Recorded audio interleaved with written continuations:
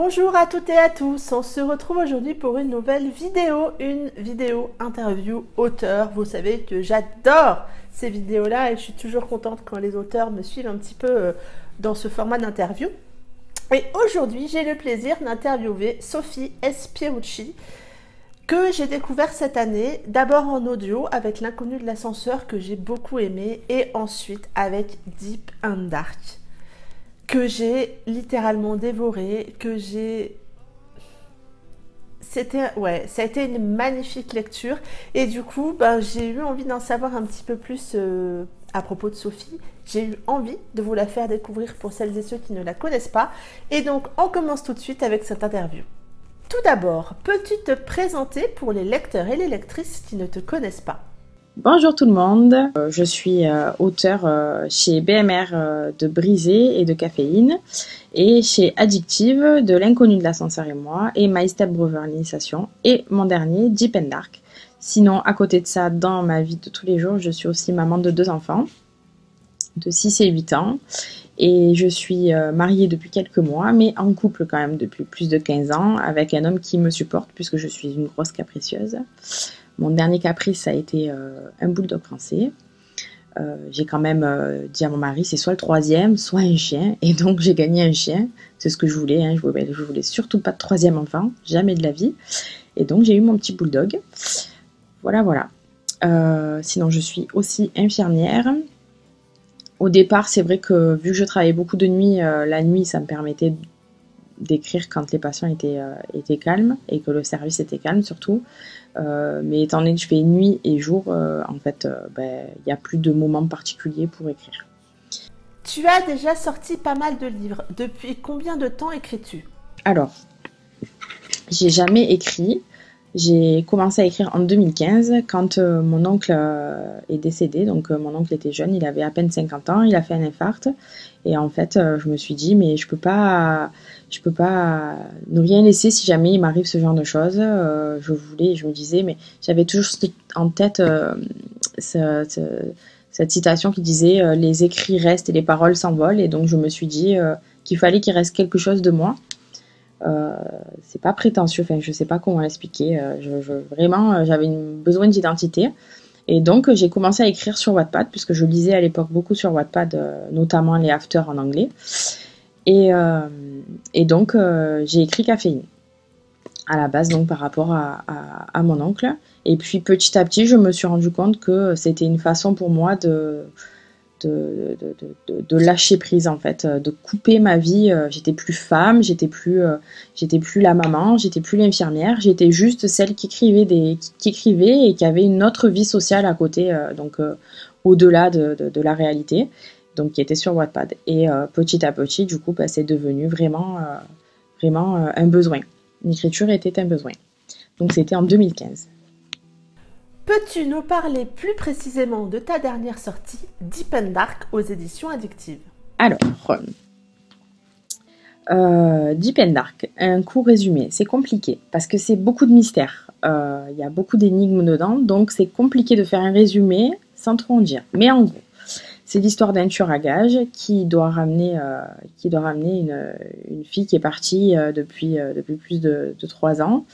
Qui a tout quitté et donc il la retrouve et il doit la ramener à quelqu'un qui l'a embauchée donc.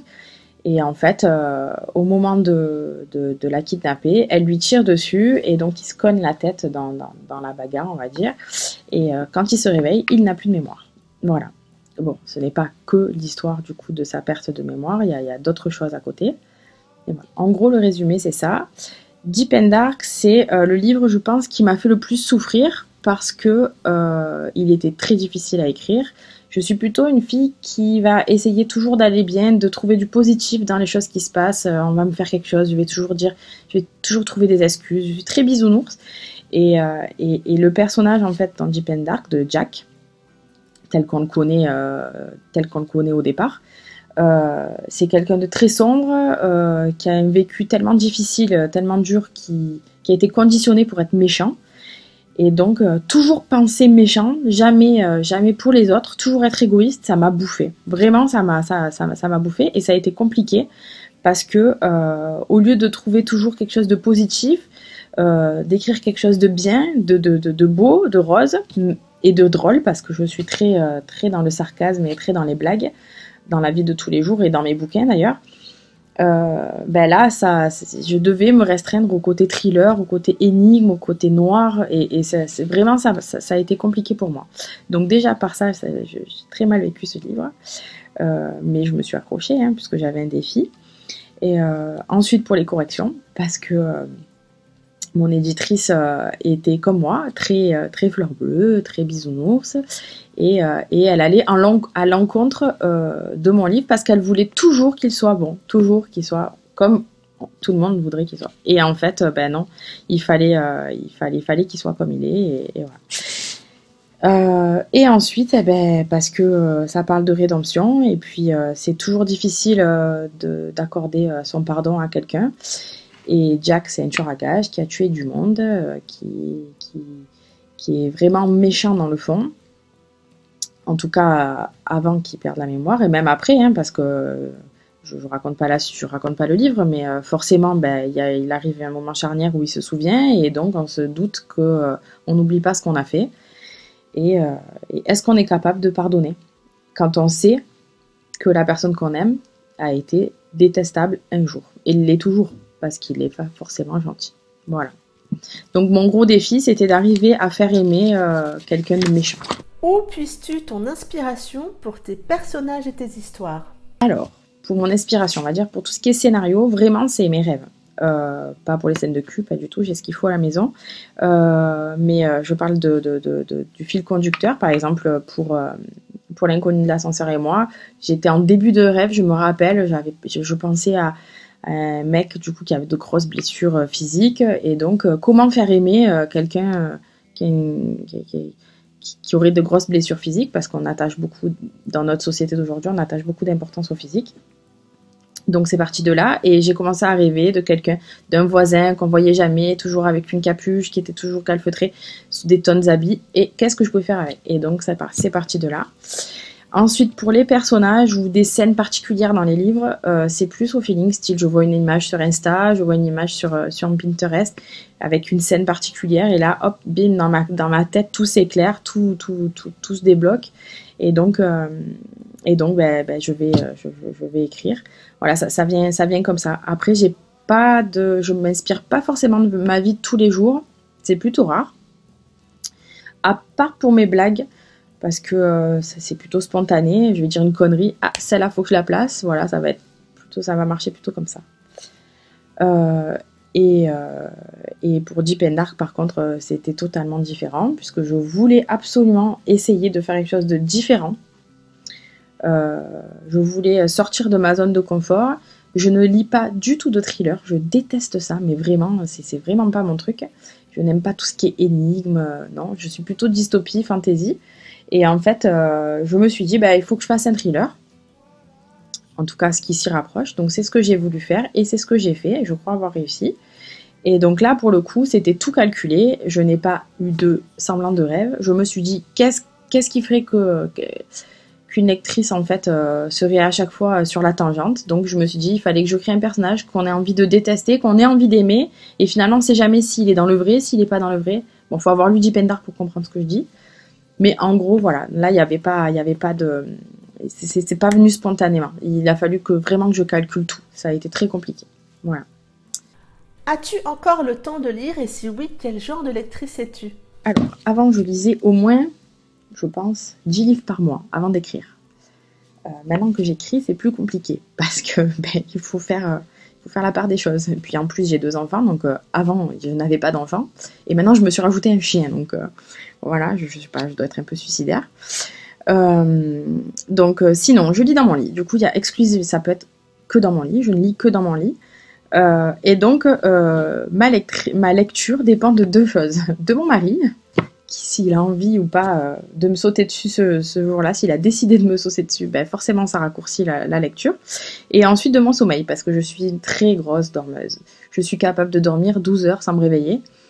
Je tombe facilement de sommeil, c'est-à-dire que du moment que je suis allongée dans un lit, si je lis 3 pages, c'est vraiment parce que je ne suis pas fatiguée. Sinon, je tombe assez facilement. Et à cause de ces 2 facteurs, je lis très lentement. J'essaye de lire un livre toutes les 2 semaines, ce qui est plutôt pas mal. Mais sinon, avant, oui, je lisais beaucoup plus que ça.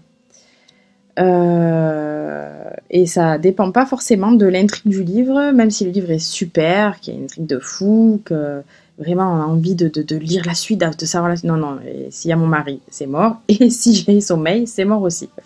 Voilà. Peux-tu me décrire ton espace de travail quand tu écris? Avant, quand je fumais, parce que je pense que ça vient de la cigarette, parce que j'ai arrêté de fumer il y a 1 an et demi, quand je fumais, je pouvais écrire mais n'importe où. C'était le prétexte. Je devais fumer, je sortais fumer ma cigarette, et donc je sortais le téléphone, je me mettais sur Word avec mon portable. Donc mes écrans sont toujours de plus en plus gros sur mes portables parce qu'il fallait toujours plus gros pour Word. J'écrivais. Ça pouvait être 50 mots, c'est toujours 50 mots à prendre, donc je fumais beaucoup et j'écrivais beaucoup. Maintenant, je ne fume plus. Et donc, le téléphone, il n'est pas forcément sur Word, et c'est plutôt le vieux papier avec le crayon. D'ailleurs, je dois avoir par livre, à part pour Caféine que j'ai écrit sur Wattpad. Sinon, par livre, j'ai des carnets. Il y a des pages entières de mes écrits et donc de mes livres.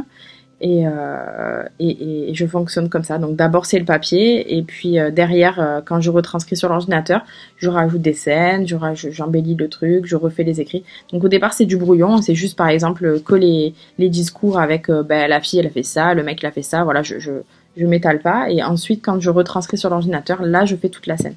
Donc je perds peut-être du temps, mais je préfère le crayon et le papier que directement taper sur l'ordinateur. Quand tu écris, écoutes-tu de la musique, et si oui, laquelle? Il n'y a pas de musique, c'est le silence complet. Surtout pas de film, pas d'enfants. Voilà, il faut que je sois seule, vraiment. C'est plus comme avant. Par contre, je me crée des playlists, parce que j'ai à peu près 1 demi-heure de route pour aller travailler. Ça dépend s'il y a des embouteillages ou non, ou si je suis de nuit ou de jour, parce que quand je suis de jour, il y a plus d'embouteillages. Par contre, pour le coup, je fais des playlists inspiration, en gros, où je me dis, ça c'est l'humeur en fait de mes personnages. Je balance donc plein de musiques qui pourraient correspondre, et donc je me les mets en boucle dans la voiture, et c'est là que je pense à la scène, à quelle scène je pourrais faire par rapport à cette musique. Voilà. Quel est le livre qui t'a le plus marqué? Alors, le livre qui m'a le plus marqué, c'est Les âmes vagabondes de Stéphanie Meyer. Donc elle n'a pas écrit que Toilette, elle a aussi écrit Les âmes vagabondes, qui est d'ailleurs meilleur que Twilight, enfin à mon sens. Ce livre, c'est particulier. Je pense que j'ai dû le lire 2-3 fois avant de me dire j'aime ou j'aime pas. Au départ, j'aimais pas. J'aimais pas en mode c'est horrible ce qu'elle a écrit. Non, c'est parce que j'étais dérangée par ma lecture. Et en fait, j'ai compris pourquoi. C'est parce que j'ai l'impression, enfin en tout cas c'est mon propre avis, que c'est comme si elle avait imagé notre monde actuel, où tout ce qui n'est pas comme nous, c'est du fantastique, qui n'est pas comme nous, qui n'est pas à notre image, qui est différente de nous dans sa culture, en fait, on a tendance à le rejeter, et c'est ce qui se passe dans le livre, puisqu'ils sont envahis par des âmes, en fait, qui prennent possession du corps des humains. Et il y a des âmes qui sont pas forcément mauvaises, hein, qui sont même très gentilles. D'ailleurs, le point de vue du coup dans le livre est à 90% que d'une âme. Et c'est ça qui est dérangeant, c'est que on se dit finalement ce qui s'est passé là avec ces extraterrestres, c'est un peu ce qu'on fait dans notre société actuelle avec entre les différentes communautés qui existent, voilà. Et donc, c'est dérangeant. Et finalement, ça en fait un beau livre parce que c'est une leçon de vie. Bon, faut-il encore le comprendre comme moi, hein, mais voilà. Quel est le dernier livre que tu as lu?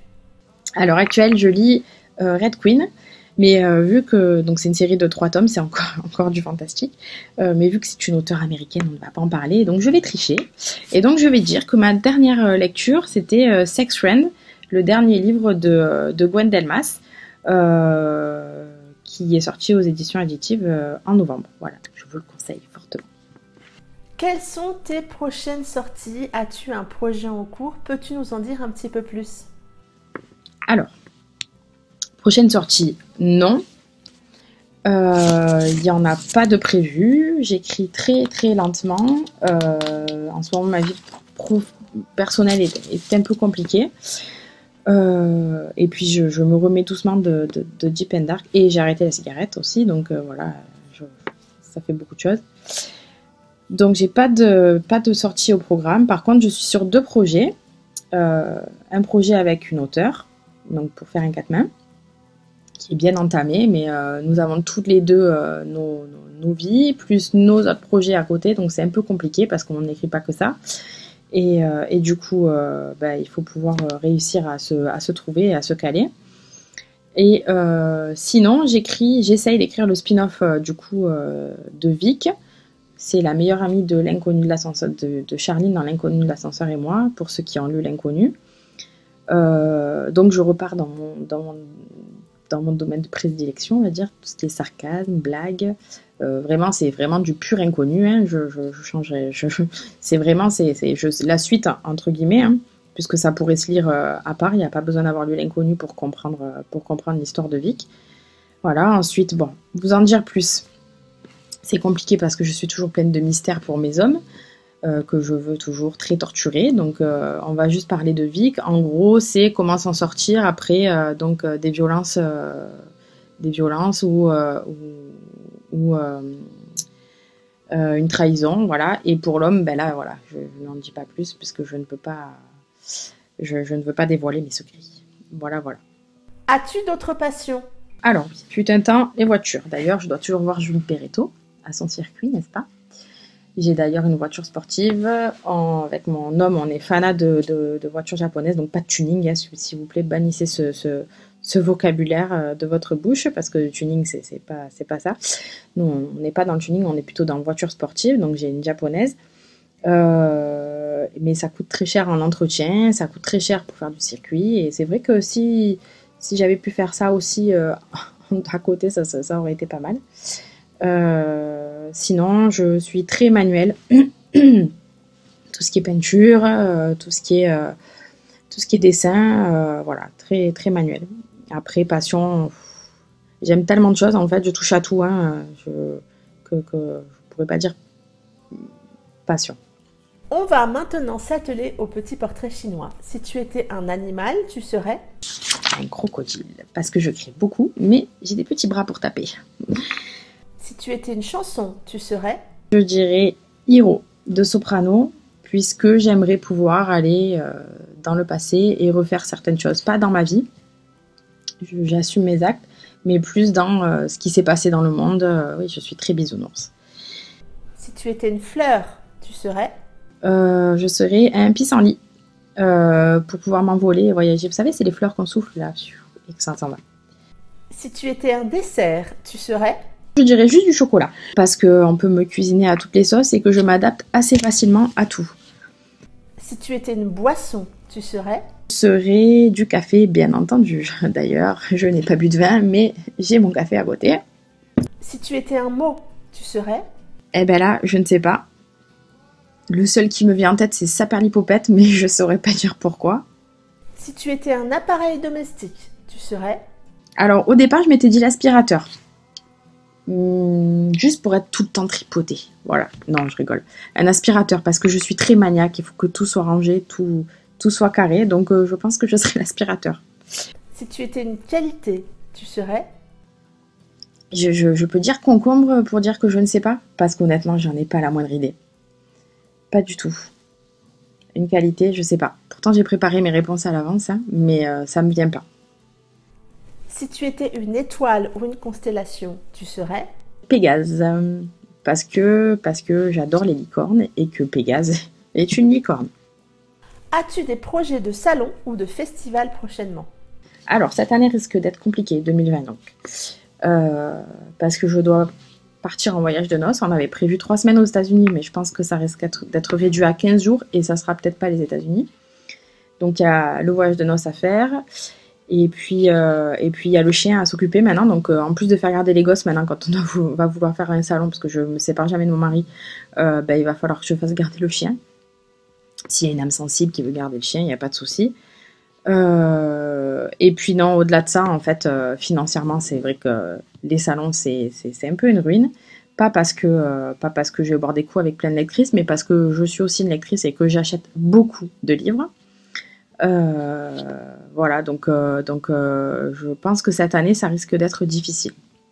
Et pour finir, veux-tu dire quelques mots à tes lecteurs? Alors, je suis pas très bonne pour parler de moi comme ça, sans qu'on me pose de questions. Alors, à mes lecteurs, la seule chose du coup qui me vient à l'esprit, c'est juste le mot merci. Merci d'être là, merci de m'accompagner à chaque fois, d'être présent à chaque sortie. Merci de me soutenir. Et puis voilà, j'essaye à chaque fois de trouver les bons mots dans mes livres pour vous faire ressentir des choses. Mais finalement, c'est dans vos commentaires que moi, vous me le rendez. Donc n'arrêtez pas de venir me voir, même en privé, pour me parler. Même si ça ne vous a pas plu, toute critique est bonne à prendre. Au contraire, pour s'améliorer. Et puis l'échange est important. Voilà, je vous fais des gros bisous. Encore merci Sophie d'avoir répondu à toutes mes questions. C'était vraiment un plaisir de t'avoir lors de cette interview. Vraiment un énorme merci. Je sais que c'était un exercice un peu compliqué pour toi et j'apprécie vraiment du fond du cœur que tu aies accepté de jouer le jeu. J'espère que cette interview vous aura plu et vous aura permis de faire la connaissance un peu plus amplement de Sophie Espirucci. En attendant, je vous souhaite un excellent week-end rempli de belles lectures et je vous dis à très bientôt pour une prochaine vidéo. Bye bye!